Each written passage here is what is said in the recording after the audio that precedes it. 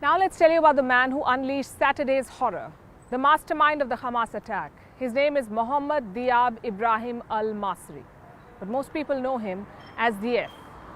He is the commander of the military wing of the Hamas and the mastermind of their latest terror attack. His presence looms large over Hamas and Gaza, even though he's rarely seen, rarely heard. But on Saturday morning, he made an exception. The silhouette of this mysterious man appeared on television. In a clear voice, he announced the beginning of Operation Al-Aqsa Flood, aka the terror attacks on Israel. Here's a report on how a man who was born a refugee turned into one of the world's most wanted. We have decided to put an end to Israeli offenses with God's help, so the enemy understands that the time of wreaking without being held accountable is over. We announced the start of Al-Aqsa flood operation. We also announced, with the help and strength of God, that the first strike of Al-Aqsa flood operation has targeted sites of the enemy, its airports and military fortifications during the first 20 minutes, with more than 5,000 rockets and missiles launched.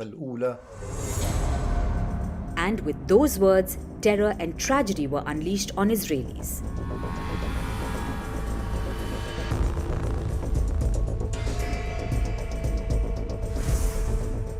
And on Gaza as Israel retaliated after Hamas's attacks.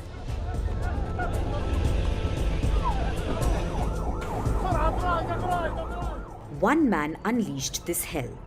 He is Mohammed Deif, the head of Hamas's military wing, the Izz ad-Din al-Qassam brigades. So who is this shadowy figure? Deif was born in the Khan Yunis refugee camp in the 1960s. He's believed to be in his late 50s now. He studied at the Islamic University of Gaza, and long before he embraced terror, it was theatre that he pursued. Deif was in his 20s during the first Intifada, which lasted from 1987 to 1993. That was the first time that he was arrested. Deif spent 16 months in prison. In 1990, he joined Hamas, and in 2002, he took over the command of Hamas's military wing. Deif's association with terror runs deep. Since 1995, he has orchestrated numerous suicide bombings and kidnappings. He's also responsible for the deaths of many Israeli soldiers. He has led his band of terrorists in many conflicts from 2009 to 2021. The Hamas leader has been a marked man for a very long time. For the last 26 years, Deif has been the most wanted man by Israel. There have been several attempts to kill him. But if a cat has 9 lives, Deif certainly has more than one. He has eluded Israel and death multiple times. He has survived 5 Israeli airstrikes. In 2002, rumors about his death in an Israeli airstrike turned out to be false. But the man responsible for destroying so many lives has not been unscathed by the repercussions of it. Reports say Deif lost 1 eye and 1 limb in these attempts to kill him. In 2014, an Israeli airstrike killed his wife and infant son. The strikes were intended to take him out, but his family ended up being collateral damage. I say to Mohammed Deif, we support you. When I agreed that he marry my daughter, I knew that this day will come. This isn't a surprise for me. I am not shocked. I was expecting this to happen. Another attempt to eliminate him in 2015 also proved to be unsuccessful.